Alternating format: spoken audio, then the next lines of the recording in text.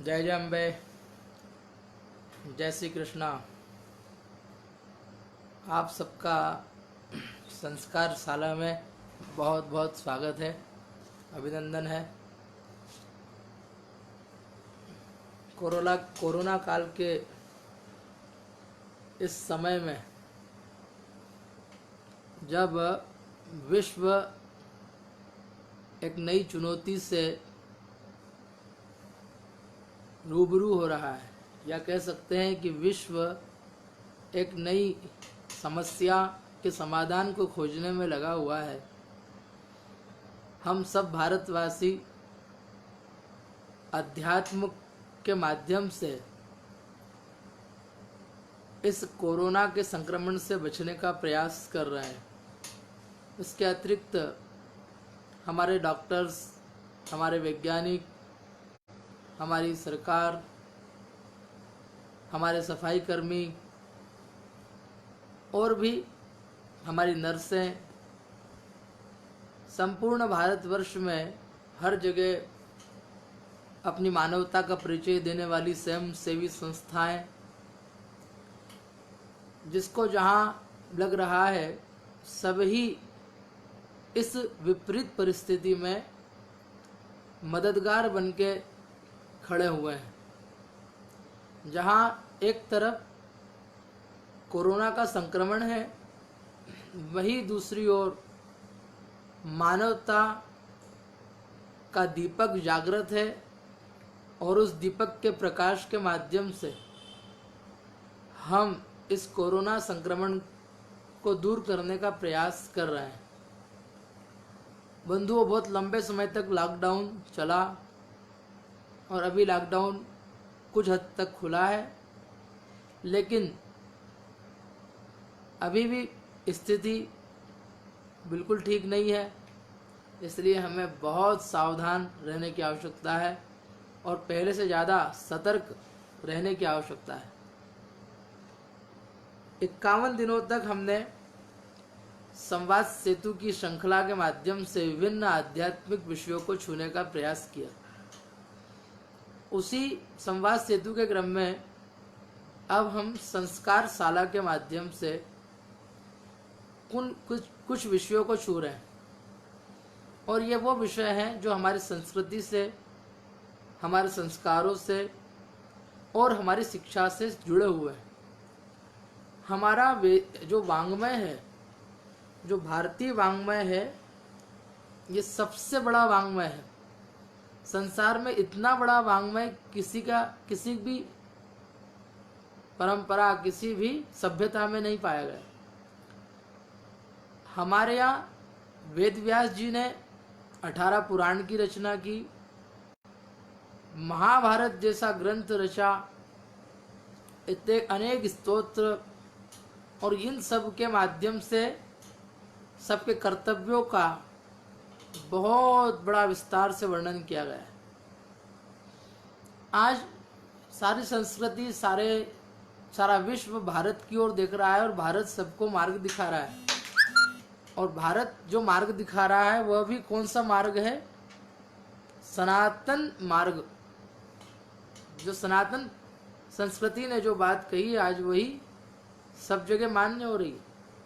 इसलिए बंधुओं, हम संस्कारों पर चर्चा करेंगे, क्योंकि संस्कार अगर जीवित है तो हम हर किसी वायरस से, संक्रमण से, वैचारिक दुर्भावनाओं से, अहंकार से, अभिमान से बच सकते हैं। इसीलिए किसी भी स्थिति में हमारे पास संस्कार होना आवश्यक है। संस्कारों की आज की जो हम संस्कारों के विषय में आज जो हम चर्चा करेंगे, इसमें 3 विशेष आख्यान आपके लिए मैंने निकाले हैं।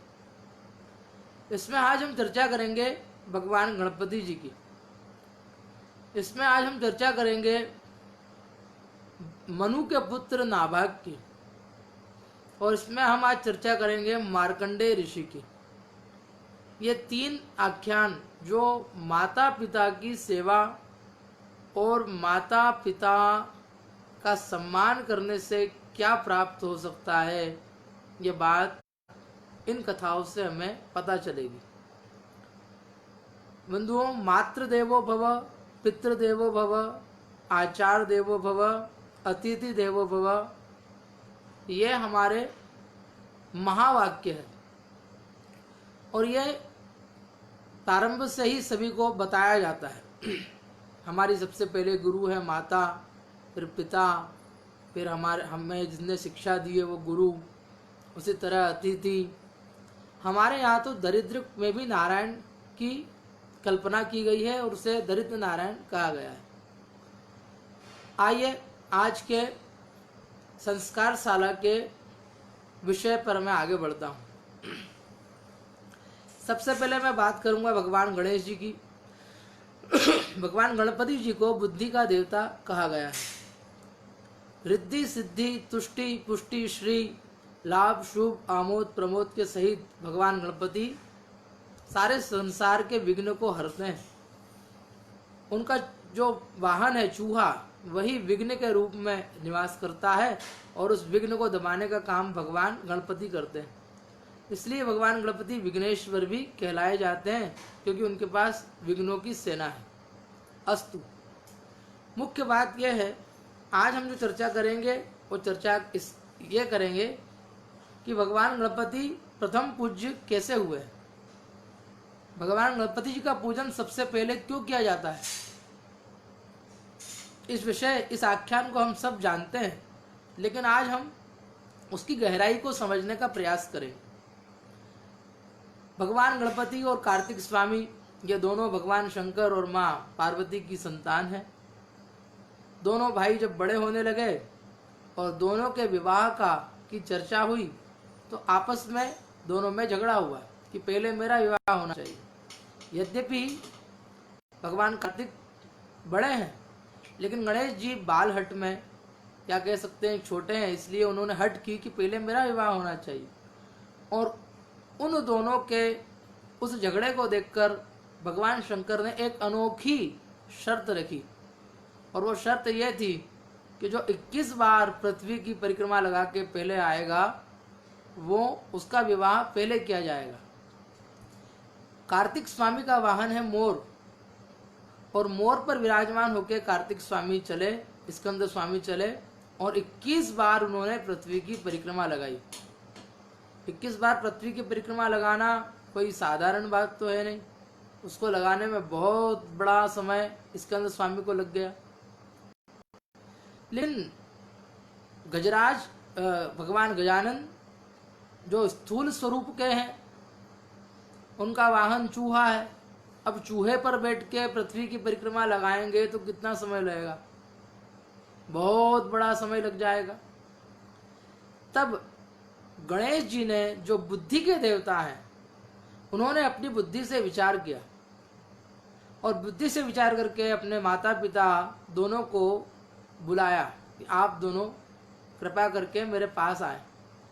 और उसके बाद भगवान गणपति जी ने अपने माता और पिता दोनों को विराजमान किया। दोनों को एक सुंदर स्थान पर विराजमान करने के बाद अपने पिता और माता भगवान शंकर और माता पार्वती की 21 परिक्रमा लगाई। और 21 परिक्रमा जब लगाई और उसके बाद गणपति जी ने कहा कि अब मेरा विवाह पहले कर दीजिए, क्योंकि मैंने जो शर्त आपने कही थी उस शर्त के अनुसार 21 बार पृथ्वी की परिक्रमा लगाई है। जैसे ही उनकी इस बात को सुना भगवान शंकर जी ने कहा, अरे नहीं, तुम्हारी इस बात में अब तुमने हमारी परिक्रमा लगा ली है, और कार्तिक कहाँ गए, पृथ्वी की परिक्रमा लगाने गए हैं, और माता पिता की परिक्रमा लगाने मात्र से तुम कह रहे हो कि तुम्हारा विवाह पहले किया जाए, यह कैसे संभव है। तो भगवान गणपति जो बुद्धि के देवता है, उन्होंने तर्क रखा कि सारी पृथ्वी, सारे नक्षत्र, सारे ग्रह, सारे देवता माता पिता में ही पाए जाते हैं। मातृदेवो भव, पितृदेवो भव। माता साक्षात पृथ्वी का स्वरूप है, क्योंकि सहनशीलता का प्रतीक है माँ। पिता साक्षात विष्णु का स्वरूप है, क्योंकि वो पालन करता है। जब भगवान गणपति जी ने ये तर्क दिया तो उस तर्क को मानकर भगवान गणपति जी ने कहा कि माता और पिता के चरणों में ही सारे तीर्थ निवास करते हैं, और यदि माता पिता के चरणों का ही प्रतिदिन वंदन कर लिया जाए, पूजन कर लिया जाए, उनकी प्रदक्षिणा लगा ली जाए, तो निश्चित रूप से हमें सारे तीर्थों की परिक्रमा लगाने का पुण्य प्राप्त होता है। उनके काट्य तर्क को भगवान शंकर को भी और माता पार्वती को भी मानना पड़ा, और भगवान गणपति जी का विवाह हुआ, सानंद संपन्न हुआ। रिद्धि और सिद्धि के साथ या सिद्धि और बुद्धि के साथ, हम जैसा भी जिस भी नाम से जाने, भगवान गणपति जी का विवाह हुआ। अर्थात गणेश जी पृथ्वी की परिक्रमा लगाने गए भी नहीं और उन्होंने पृथ्वी की परिक्रमा लगा भी ली और उनका विवाह भी पहले हो गया। अर्थात माता पिता की सेवा करने से सारे कार्य सिद्ध होते हैं। माता पिता की परिक्रमा लगाने से पृथ्वी की परिक्रमा लगाने का पुण्य प्राप्त होता है। माता पिता की चरण वंदना करने से हमारे जितने भी दुर्भाग्य होते हैं वो सब समाप्त हो जाते हैं। भगवान पुराणों में कहा गया है कि पिता का दाएं पैर का जो अंगूठा है वो शिवलिंग के समान बताया गया है, और माता का दाएं पैर का अंगूठा श्रीयंत्र के समान बताया गया है। इन दोनों का अगर पूजन कोई करे नियम से, माता और पिता के चरणों का, उनके अंगूठे का पूजन अगर नियमित रूप से करे, उनके अंगूठे पर अपने सिर को रगड़े, तो पूज्यपाद भगवान गुरुदेव कहा करते थे कि 45 दिन अगर ऐसा कोई करे तो उसका सारा दुर्भाग्य नष्ट हो सकता है, सारा दुर्भाग्य उसका समाप्त हो जाता है। माता पिता की चरण वंदना करने से सारे दुर्भाग्य को समाप्त होना ही पड़ता है, क्योंकि भगवान ने तो हमारे भाग्य में सुख और दुख दोनों लिखे हैं, लेकिन माता पिता हमारे लिए केवल सुख की ही कामना करते हैं। इसलिए सबसे पहले जिन देवताओं का नाम आता है वो है माता और पिता। तो मातृदेवो भव पितृदेवो भव, इस बात को चरितार्थ करते हुए गणपति जी महाराज ने सबसे पहले अपने माता पिता का पूजन किया, उनकी प्रदक्षिणा लगाई, और उनकी प्रदक्षिणा लगाने पर जगत पूज्य हो गए। भगवान गणपति जी ये संदेश दे रहे हैं कि माता पिता का पूजन, उनकी प्रदक्षिणा लगाई जाए, उनकी सम्मान किया जाए, उनकी बातों को माना जाए, और उनके सम्मान में रहते हुए, उनका आदर करते हुए अगर अपने जीवन को जिया जाए तो हम भी जगत पूज्य हो सकते हैं। हमें जगत पूज्य होने से, हमें गणपति बनने से, हमें गणनायक बनने से कोई नहीं रोक सकता। ये शिक्षा हमें भगवान गणपति जी ने बताई है। यह कथा हमें बताती है कि माता पिता में सारे तीर्थ निवास करते हैं। कहीं और तीर्थ में जाने की जरूरत नहीं है आपको, कोई और देवता के पास जाने की आपको आवश्यकता नहीं। माता पिता की सेवा में ही सारे तीर्थ निवास करते हैं। उनकी प्रदक्षिणा करने से पृथ्वी की प्रदक्षिणा हो जाती है और हमारी सारी मनोकामनाएं पूर्ण हो जाती है, यहाँ तक कि हमारे सारा दुर्भाग्य भी नष्ट हो जाता है। दूसरी कथा मैं आपको बताना चाहूंगा। मनु के पुत्र हुए हैं नाभाग, और नाभाग विद्या अध्ययन करने के लिए गए। बंधुओं, ये मनु एक नहीं होते। अभी 28वें मनु चल रहे हैं, 28वां मनवंतर। ये मनवंतर ही मनु के नाम से, और मनु ही मनवंतर के नाम से जाने जाते हैं। साथ ही अलग अलग कल्प में अलग अलग मनु होते हैं, और मनु से ही मनुष्य हुआ है। मनु से ही, मनु के पुत्र ही हम सब है, इसलिए हम सब मनुष्य कहलाए। तो मनु के पुत्र हुए नाभाग, और वो नाभाग विद्या अध्ययन करने के लिए गए। नाभाग अपने सभी भाइयों से सबसे छोटे थे। नाभाग जब विद्या अध्ययन करके लौटे तब तक सभी बड़े भाइयों ने अपने सारी जितनी भी संपत्ति थी उन संपत्ति का बंटवारा कर लिया, और बंटवारा करने के बाद केवल नाभाग के हिस्से में, जब वो नाभाग ने पूछा मेरे हिस्से में क्या है, उन भाइयों ने नाभाग से कहा तुम्हारे हिस्से में केवल पिताजी है, न कोई धन है, न कोई संपत्ति है,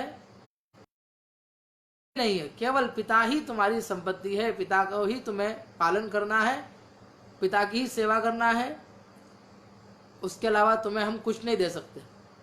इस तरह से बंटवारा करके सभी भाइयों ने केवल पिता को अलग कर दिया, अपने भाई को अलग कर दिया और सारी संपत्ति अपने पास रख ली। बंधुओं, नाभाग ने पिता को प्रणाम किया, उनकी सेवा की।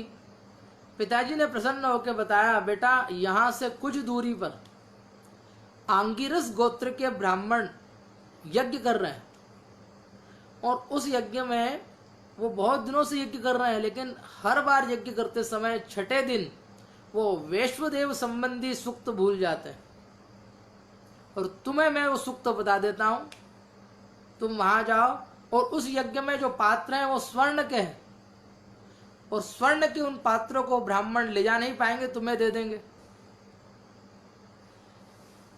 नाभाग ने ऐसा ही किया।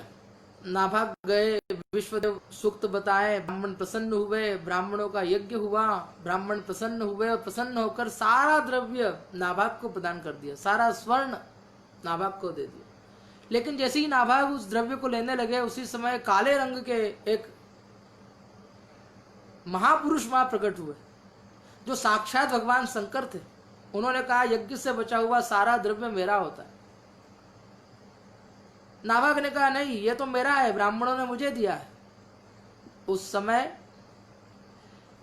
उन महापुरुष ने, जो काले रंग के महापुरुष थे, उन्होंने कहा कि जाओ अपने पिता से पूछ के आओ। जब पिता के पास नाभाग गए तो मनु जी ने कहा कि एक बार ऐसा सुनिश्चित हुआ था कि यज्ञ से जो कुछ बचता है वो सब भगवान शंकर का होता है, यज्ञ पुरुष का होता है। वो शंकर ही अपना शेष द्रव्य लेने आए हैं, इसलिए उन्हें सारा द्रव्य तुम प्रदान कर देना। अपने पिता की आज्ञा से नाभाग ने सारा स्वर्ण आदि जो द्रव्य था वो सब भगवान शंकर को समर्पित किया। भगवान शंकर बड़े प्रसन्न हुए। उन्हें तो कोई धन की जरूरत नहीं है, वो तो ऑर्डर दानी है, परीक्षा ले रहे थे। सारा धन भी नाभाग को प्रदान कर दिया और सारा द्रव्य के साथ साथ ब्रह्म ज्ञान भी प्रदान किया। पिता की सेवा करने से यहाँ नाभाग को धन तो मिला ही, धन के साथ साथ क्या मिला? धन के साथ साथ ब्रह्म ज्ञान भी मिल गया, जो उनके भाइयों को न था। इतना धन मिला, इतना वैभव मिला, जिसके विषय में बताया नहीं जा सकता। उन्हीं नाभाग के पुत्र हुए अम्बरीश, और अम्बरीश तो साक्षात भगवान जिनकी सेवा करने के लिए सुदर्शन चक्र को उनके नगर, उनके भवन के बाहर रखते थे। तो यहाँ पितृ भक्ति से संबंधित यह आख्यान है।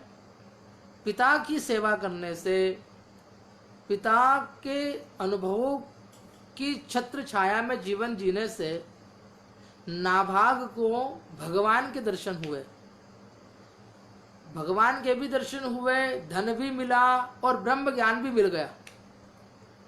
एक पंथ कई काज, है ना। पिता की सेवा करने का ये महत्व रहा कि पिता के कहने पर यज्ञशाला में गए, ब्राह्मणों का कार्य सिद्ध किया, भगवान शंकर के दर्शन हुए, भगवान शंकर ने ब्रह्म ज्ञान दिया और स्वर्ण आदि धन भी प्रदान किया। इसका अर्थ है माता पिता की सेवा से सब कुछ प्राप्त किया जा सकता है, सब कुछ प्राप्त किया जा सकता है। ऐसा कोई सा वैभव नहीं है जो माता पिता की सेवा से प्राप्त नहीं किया जा सकता। लेकिन हमारे संस्कार हमें आजकल उस विमुख करते हैं। हम माता पिता की सेवा इसलिए नहीं करते हैं क्योंकि शायद हम बच्चों को ही दोष नहीं दे सकते, क्योंकि बड़ों ने अपने माता पिता को का सम्मान करना छोड़ दिया है, इसलिए उनका अनुसरण करते हुए बच्चों ने भी वही सम्मान देना बंद कर दिया। इसलिए कहते हैं कि बच्चों की का जब पालन हो तो बच्चों के पालन के पूर्व बड़ों को समझदार हो जाना चाहिए, बड़ों को संस्कार रहित नहीं रहना चाहिए। क्योंकि संस्कार रहित रहेंगे तो आने वाली पीढ़ी भी संस्कार रहित रहेगी। और आज हम जो अपने बड़ों के लिए कर रहे हैं, कल वही हमें देखते हुए बच्चे, आज के बच्चे कल वो हमारे साथ करेंगे और उससे भी कई गुना बुरा करेंगे। बंधुओं, माता पिता की सेवा पर केंद्रित यह आख्यान आज हमने श्रवण किए। आज का तीसरा आख्यान है पिता के कहने पर मार्कंडेय जी ने सबको प्रणाम किया। तो प्रणाम की महिमा और पिता की आज्ञा को पालन करने से मार्कंडेय ऋषि अमर हो गए, जिन्होंने मृत्यु के सिर पर पैर रखा और आज भी वो अमर है, जिन्होंने साक्षात महामाया के दर्शन किए, जिन्होंने भगवती के दिव्य चरित्र की रचना की है। मार्कंडेय पुराण के नाम से हम एक पूरे पुराण को जानते हैं, जानते हैं कि जिसके अंदर भगवती की आराधना बताई है। जो माया सबके लिए दुर्लभ है, जो दुस्तर है, उस माया के दर्शन किसने किए हैं? मार्कंडेय ऋषि ने। जो मार्कंडेय ऋषि केवल 5 वर्ष की अवस्था ही जिन्हें मिली थी। हाँ, आपने सही सुना है, 5 वर्ष की अवस्था के ही बालक, लेकिन प्रणाम की महिमा से अपने पिता की आज्ञा मानकर उन्होंने अपने जीवन में एक ही चीज को आगे रखा, और वो है प्रणाम करना। तो प्रणाम की महत्ता बढ़ाता हुआ यह आख्यान आइए हम श्रवण करें। मृकंड नाम के एक ऋषि हुए हैं, और मृकंड ऋषि ने बहुत तप किया, तपस्या की। तपस्या करते करते करते बहुत लंबा समय बीत गया। बंधुओं, मैंने कल जैसे आपसे बात की थी, हमारे यहाँ ऋषि परंपरा है, हमारे यहाँ गुरु परंपरा है, हमारे यहाँ शिष्य परंपरा है। हमारे यहाँ के गुरु अपने ज्ञान को अपने शिष्य को दे देते हैं। वो जब स्वर्ग जाते हैं, वो जब ब्रह्मलोक जाते हैं, वो जो अपने शरीर को त्यागते हैं, तब शरीर को त्यागने के पूर्व वो अपनी शिक्षा को अपने शिष्य को प्रदान कर देते हैं, और अनवरत वही शिक्षा आगे गुरु से शिष्य में, फिर वो शिष्य गुरु हो जाता है, फिर गुरु से शिष्य में, इस तरह से गुरु परंपरा चली आती। मृकंड जी महाराज वृद्ध हो गए, उनका कोई पुत्र नहीं, उनका कोई शिष्य नहीं। उन्होंने कहा, विचार किया, ज्ञान तो किसी को देना है, ज्ञान को लेकर जाना भी एक तरीके से ठीक नहीं है। तब मृकंड जी ने भगवान शंकर की आराधना की, और पूज्यपाद भगवान गुरुदेव ये आख्यान बड़े प्रेम से सुनाया करते थे कि भगवान शंकर बड़े प्रसन्न हुए मृकंड ऋषि पर, और एक छोटा सा कंकर उठाकर मृकंड ऋषि को प्रदान किया। जब वो कंकर को प्रदान किया, और जैसे ही वो कंकर को मृकंड ऋषि ने अपने हाथ में लिया, वैसे ही वो कंकर एक बालक बन गया। भगवान शंकर ने कहा, हे मृकंड, ये बालक मैं तुम्हें 5 वर्ष के लिए प्रदान कर रहा हूं। कितने वर्ष के लिए? 5 वर्ष के लिए। मृकंड जी ने कहा, 5 वर्ष तक किसकी आयु रहेगी? तो ये बालक में किसी काम का नहीं है। क्या ये वेद सीखेगा? क्या ये उपनिषद का ज्ञान प्राप्त करेगा? 5 वर्ष की इसकी आयु है, तो ये मेरे किस काम का? किसी काम का नहीं। फिर भी भगवान शंकर ने दिया है, इसलिए उन्होंने वेद के सारे सूत्रों में से एक प्रमुख सूत्र को अपने पुत्र को प्रदान किया, और वो सूत्र था प्रणाम करने का। बंधुओं, प्रणाम करने से आयु, विद्या, यश और बल, ये 4 चीज बढ़ती है। अब वो बालक जो मार्कंडेय जिसका नाम रखा गया, वो मार्कंडेय क्या करते हैं? पिताजी ने एक ही बात सिखाई, बेटा जो भी आए उनको दंडवत प्रणाम करो। दंडवत प्रणाम करते हैं, साष्टांग पृथ्वी पर लेटकर प्रणाम करते हैं। जो आता है वही आशीर्वाद देता है, जो आएगा आता है वही आशीर्वाद देता है। आयुष्मान भव, आरोग्यवान भव, विद्यावान भव। बंधुओं, हमारी वाणी पर भी माँ सरस्वती का वास है, और इसीलिए हमारे बड़े और अनुभवी लोग ये कहते हैं कि हमेशा हमें बोलते समय सावधानी रखनी चाहिए, और भूल से भी किसी के लिए गलत शब्द नहीं कहना चाहिए, क्योंकि हम अक्षर को ब्रह्म कहते हैं। हमारी वाणी में माँ शारदा का निवास होता है, और हमारे बोले हुए अक्षर में साक्षात ब्रह्म निवास करते हैं। इसीलिए मार्कंडेय जी जब प्रणाम करते हैं, सब उन्हें आशीर्वाद देते हैं, आयुष्मान भव, आरोग्यवान भव। अब मृकंड ऋषि के आश्रम पर तो देवताओं का, ऋषियों का, महामुनियों का, मनस्वियों का, इस तरह के सब मुमुक्षु पदार्थ ही हैं, देवत्व बुद्धि वाले, और बड़े बड़े मनीषी महापुरुष वहां पधारते हैं, सब आशीर्वाद देते हैं। अब आशीर्वाद की कितनी बड़ी महिमा है और प्रणाम की कितनी बड़ी महिमा है। और पितृ आज्ञा से पिता ने कहा है तो पिता की आज्ञा को सिरोधारी करके जब मार्कंडेय जी ने सबको प्रणाम करना प्रारंभ किया, उसका परिणाम ये हुआ कि जब 5 वर्ष पूर्ण होने वाले थे उसी समय सप्त ऋषिगण मृकंड के पुत्र मार्कंडेय जी के दर्शन करने के लिए आए कि चलो वो बालक को हम भी देख के आए। और अपने आचरण के अनुसार मार्कंडेय जी ने सप्त ऋषियों को प्रणाम किया। और सप्त ऋषियों को प्रणाम जैसे ही किया, सप्त ऋषियों ने कहा आयुष्मान भव, आरोग्यवान भव। उन सप्त ऋषियों में भृगु जी ने, जो ज्योतिष के बड़े ज्ञाता है, उन्होंने देखा कि अरे ये बालक तो कल मरने वाला है। बड़े दुखी हो गए सब। सप्त ऋषि अगर किसी को आशीर्वाद दें और वो आशीर्वाद भी नहीं फले तो संसार क्या कहेगा। अरे संसार के लोग जो कहते हैं उनकी कहना अलग होता है, करना अलग होता है, कथनी और करनी में अंतर होता है। लेकिन महात्मा पुरुष तो जो करता है वही कहता है और कहता है वही करता है, उनकी कथनी में कोई अंतर नहीं होता। महात्मा वही होता है जो कहता है वही करता है। और संसार के लोग जो कहते हैं वो करते नहीं, जो कहते हैं वो करते नहीं, और जो करते हैं वो कहते नहीं। तब भृगु ऋषि सभी ऋषियों को लेकर और उस बालक को लेकर ब्रह्मा जी के पास गए, ब्रह्मा जी को प्रणाम किया। वो बालक ने भी अपनी नित्य की जो आदत थी उस आदत अनुसार ब्रह्मा जी को प्रणाम किया। और ब्रह्मा जी को प्रणाम करने पर ब्रह्मा जी ने भी आशीर्वाद दिया आयुष्मान भव। भृगु जी ने कहा पिताजी ये बालक तो मरने ही वाला है, इसकी मृत्यु होने वाली है। तब ब्रह्मा जी ने कहा अरे हमने तो आशीर्वाद दे दिया। तो ब्रह्मा जी ने उसके कान में, मार्कंडेय जी के कान में भगवती के बीज मंत्र का उच्चारण किया, ओम ह्रीम, ह्रीम बीज का उच्चारण किया और कहा आज के बाद ये बालक कभी मृत्यु को प्राप्त ही नहीं होगा, ये तो अमर हो गया। बंधुओं, वही मार्कंडेय ऋषि मृत्यु आई तो उसके सिर पर पैर रखा और वो आज भी अमर है। कैसे अमर है? क्या ब्रह्मा जी ने उन्हें अमर करा? नहीं, उन्हें अमर किया आशीर्वाद ने। इसीलिए हम अपने बच्चों को आशीर्वाद की संस्कार डालें कि वो माता पिता के चरणों में प्रणाम करें और उनका रोज आशीर्वाद ग्रहण करें।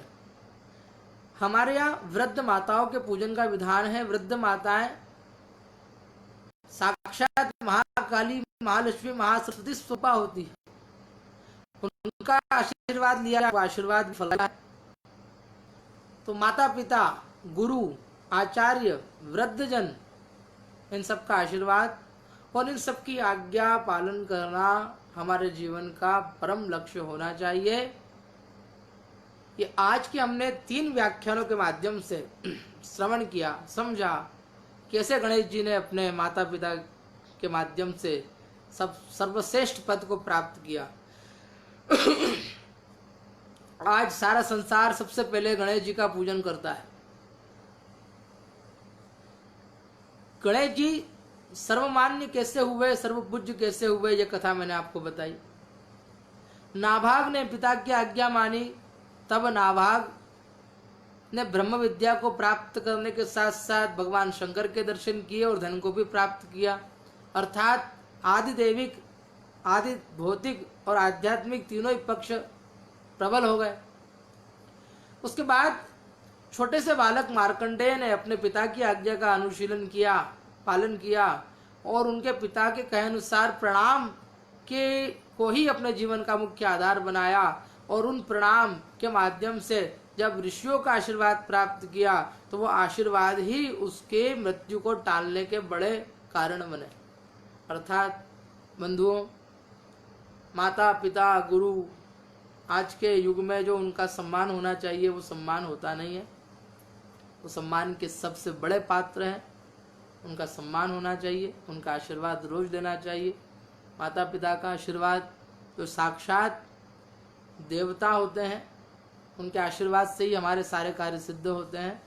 तो आज की संस्कार शाला में हमने ये पाठ श्रवण किया कि रोज अपने माता पिता के चरण वंदन करें, उनका पूजन करें, उनका सम्मान करें और उनकी बातों को माने, कहीं उनको हमारी तरफ से कोई ठेस न पहुँचे, इसका ध्यान रखें।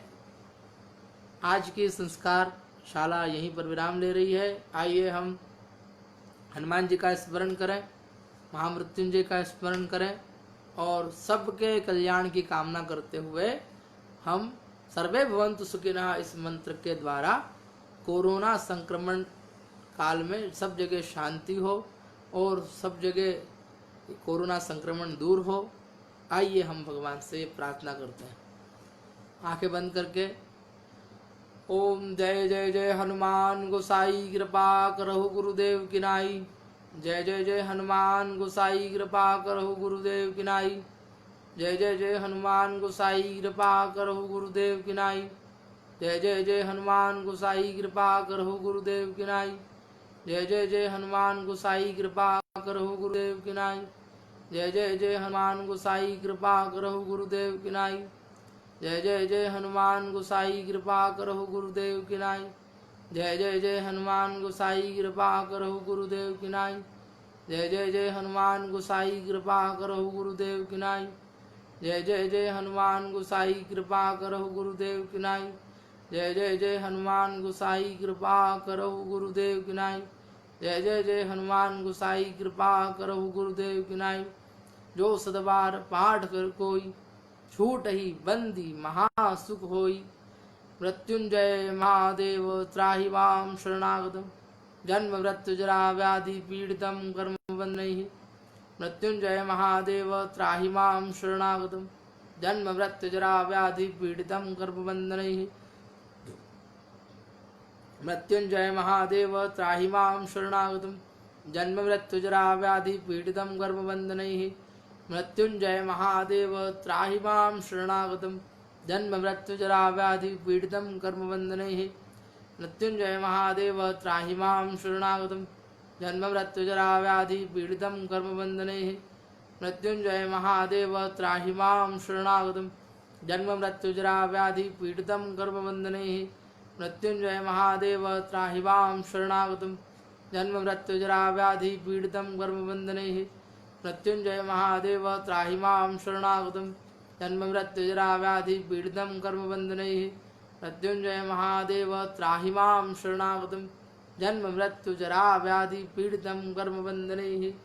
मृत्युंजय महादेव त्राहि मां शरणागतम्। जन्म मृत्यु जरा व्याधि पीड़ितं कर्मबन्धनैः। मृत्युंजय महादेव त्राहि मां शरणागतम्।